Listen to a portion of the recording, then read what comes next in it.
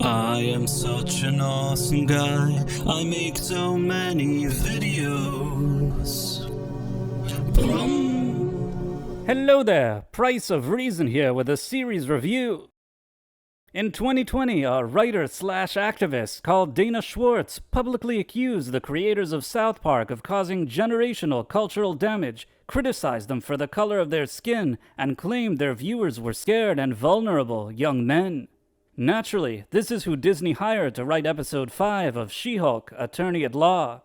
Now, to be fair, Dana Schwartz has been involved in the writing of all of the episodes of the series until now, but this was Dana's big debut as head writer for the show, and what a debut it was. The episode picks up where we left off. After being sued by Titania, Jennifer Walters keeps seeing and hearing commercials and ads for Titania's new She-Hulk product line. She then gets a surprise visit from her annoying cousin Chad. I mean, based on the captions, he's apparently called Ched, but I think I get the main idea. Anyhow, cousin Chad wants Jen to sign Titania's She-Hulk product so he could make a few bucks selling them, which she refuses to do. He's very surprised by this because he thought the products were Jen's and that he was supporting her business venture. She then has to explain that it's not her products and that since she never registered the trademark She-Hulk, somebody else is using it. Wait a minute. If Titania's ads and commercials are all over the place, wouldn't Chad know that the products are hers and not Jen's? Isn't that probably the way he even found out about them? Wouldn't he remember that just a few weeks earlier, Jen stopped Titania from killing a bunch of people? So why would he think that Titania's products belong to Jen? Also, after 4 episodes of Smash the Patriarchy propaganda, is there any special reason Jen is now wearing a rainbow t-shirt? Could it have anything to do with her friend telling her last week that hetero life is grim? Or is this just all a big coincidence? That day, Jen and her paralegal cheerleader friend go to Titania's beauty product event to confront her. And now Jen's hetero life is grim cheerleader paralegal friend is wearing a rainbow dress too, which is probably also just a coincidence. Anyhow, Jen tells Titania to stop using the She-Hulk name and complains about the lawsuit that Titania has filed against her. Titania then tells Jen to leave, so she does, in a filler scene that does absolutely nothing to advance the plot in any way. Back at the office, Jennifer tells her cheerleader paralegal friend that she didn't initially like the She-Hulk name or being She-Hulk, but that it grew on her. Next, the token white guy of the show stops by Jen's cheerleader paralegal friend's desk and asks her to help him buy sneakers. Since the only thing this guy has memorably done on the show till now is to show Jen a bathroom where she can poop in episode 2, moving forward, I'm just gonna go ahead and call him Mr. Poopy. Jen's cheerleader paralegal friend agrees to help Mr. Poopy, but only if Mr. Poopy can help her find a tailor that will design suits for She-Hulk. They both agree to the terms of this very silly deal. Jen then watches a Titania commercial as she breaks the fourth wall and tells the viewer that she's over it.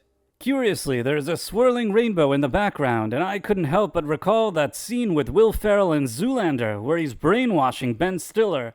But this rainbow is probably just a coincidence, right? Jen's cheerleader paralegal friend and Mr. Poopy go to the address of a tailor for superheroes, but it ends up being a coffee shop with rainbow-colored coffee, which is probably yet another coincidence.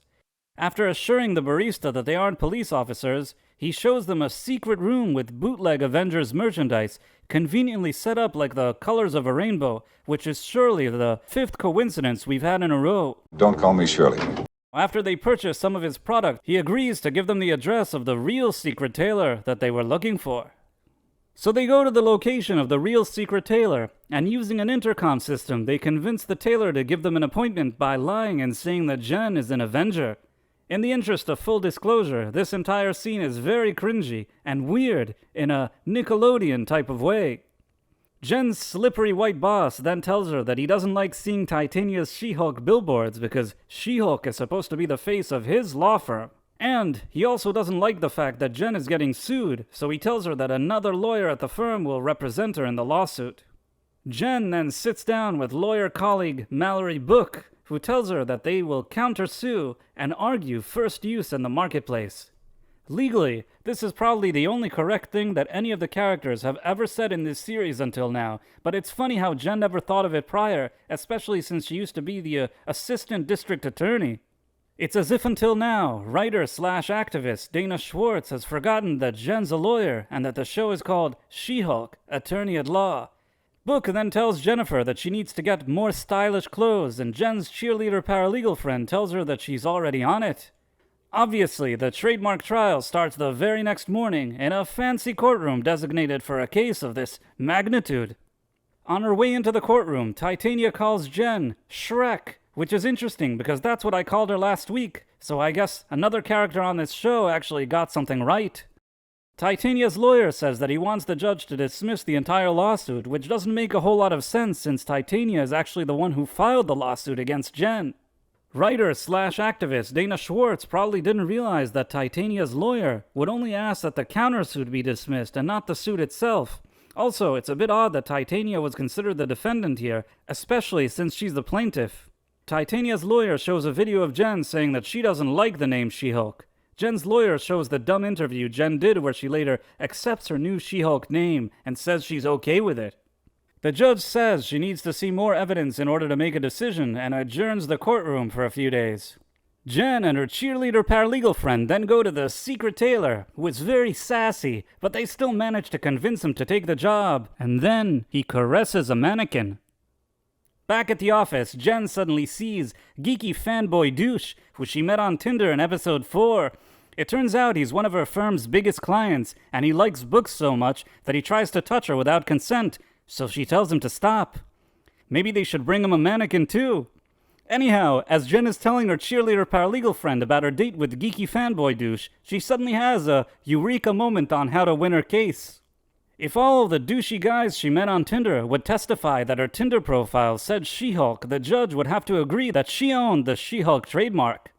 These testimonies bring us the highly awaited return of Muscle Man Douche, Indie Movie Director Douche, Geeky Fanboy Douche, and of course, the one, the only,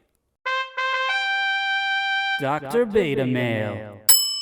It goes without saying that true to form, they all act like douches on the stand. Nevertheless, they still confirm that Jen's Tinder profile said she was She-Hulk, and the judge is so pleased with these testimonies that she immediately rules in favor of Jennifer and against Titania, because that's totally how a trial works. Titania then tells Jen that this isn't over. After their victory, Book tells Jennifer that she could do better than Dr. Beta Male, and then they go out for drinks. Book then tells Jen that her slippery white boss never had to prove himself to underwhelming men in order to advance his career, which is a dumb thing to say because that's likely exactly what he had to do in order to become partner at his firm. Then, they both talk about how much men are awful. Again. I guess this is more of that subtle messaging writer/activist Dana Schwartz was going for. After Jen says she's happy that they're friends now, Book complains that Jen never got normal clothes and leaves. Jen then goes to pick up her suit from the secret tailor, and while she's trying on her clothes that we never actually see, a box is shown with Daredevil's mask, and then it's immediately covered. As usual, there's so many issues with this episode, but I'll just point out the main ones. Number 1, Titania. First of all, Titania tried to kill a bunch of people in episode 1, and nobody ever mentions it here. From a writing perspective, wouldn't the viewers need to hear some sort of explanation? After all, it was that specific incident that caused Jennifer to spring into action as She-Hulk, get fired from her job, and get labeled as She-Hulk by the media. Number 2, Showdown. What's the point of having Titania and She-Hulk in an episode if they're only going to be arguing about a trademark? If I didn't see episode 1, I wouldn't have even known that Titania has superhuman strength. It's as if they ran out of money to do some type of battle scene between them, so they did a nonsensical trial instead. Number 3, the trial. The trial itself played out more like an episode of Hannah Montana and less like an actual legal show. Much like the other trials we've seen until now, it doesn't seem very well thought out. It's no surprise that on Twitter, writer/activist Dana Schwartz said that her writing of this episode was based on her experience with high school mock trials and shopping at the Grove. Indeed, it really did seem like it was written by someone who didn't understand how the legal system works. Again, perhaps this silliness could be acceptable if the show had any real humor in it, but it's mostly just heavy-handed agenda peddling at this point, so we're not really left with much to enjoy. Number 4, the plot. What was the point of this entire episode? We keep hearing about her new clothes, but then we never see them. Also, if she wore a dress on her date in episode 4, couldn't she also wear a dress to court? Book wears dresses to court, so what exactly is the issue? It seems like this whole episode was just a tease to show that at some point, Charlie Cox's Daredevil will show up and it will be an absolute embarrassment. To be honest, in this key-jangling teaser shot, I had initially thought it was Daredevil's mask in a garbage bin, and that would actually be very symbolic of what this show will do to his character once he shows up. Number 5, the messaging. If the early episodes were blunt anti-male propaganda, the past few episodes have also introduced the idea that being hetero is also bad and that rainbows are great. Now don't get me wrong, I don't care about rainbows, their existence on the show, or what they may or may not represent, but I also don't know why the show has to be filled to the rim with so much messaging, both blunt and somewhat subliminal. This is a show that seems to alienate people by design, and it's only further damaging a once beloved franchise. Bottom line, this episode was about as bad as the previous one. The writing is poor, the jokes don't land, and there are too many cringe moments. As I keep saying, Kevin Feige needs to hire actual professional writers moving forward, and not just activists that moonlight as writers as a side gig. It really would make a difference to the quality of the writing. If you enjoyed this video, please let me know in the comments, and also please consider subscribing to my channel and clicking on that wonderful notification bell. Thanks for watching, my friends. Thank you, and good day. I am such an awesome guy. I make so many videos. Brum.